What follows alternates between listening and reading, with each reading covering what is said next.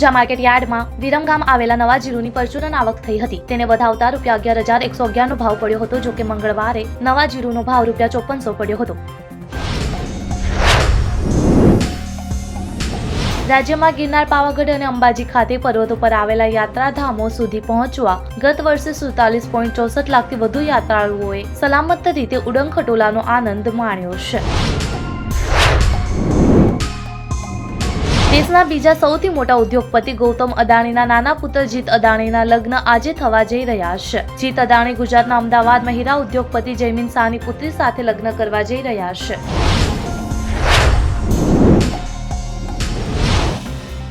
સુરતના હાજીરા વિસ્તારમાંથી એક મોટા સમાચાર સામે આવ્યા છે. ડમ્પર અને બસ વચ્ચે ભયંકર અકસ્માત સર્જાયો છે. 15 જેટલા કર્મચારીઓને ગંભીર ઈજા થઈ છે.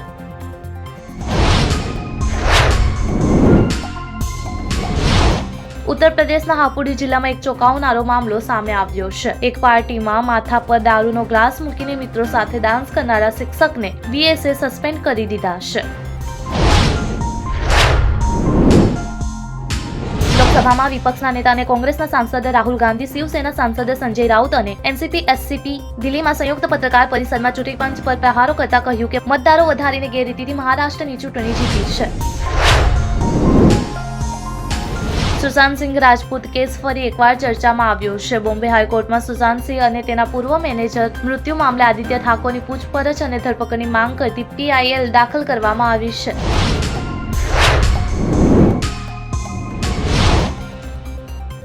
પ્રયાગરાજના મહાકુંભમાં આજે શુક્રવારે ફરી એકવાર આગ લાગી હતી. આગની માહિતી મળતાની સાથે જ ફાયર બ્રિગેડની ઘણી ગાડીઓ ઘટના સ્થળે પહોંચી ગઈ છે.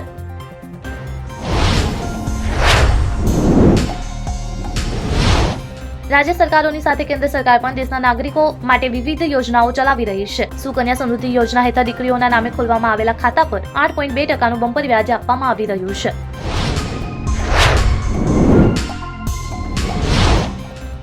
બીસીસીઆઈએ ભવિષ્ય માટે પ્લાનિંગ શરૂ કરી દીધું છે. ટીઓઆઈના રિપોર્ટ અનુસાર બીસીસીઆઈએ રોહિત શર્મા પછી ટેસ્ટ કેપ્ટનશીપ માટેના વિકલ્પો શોધવામાં વ્યસ્ત છે.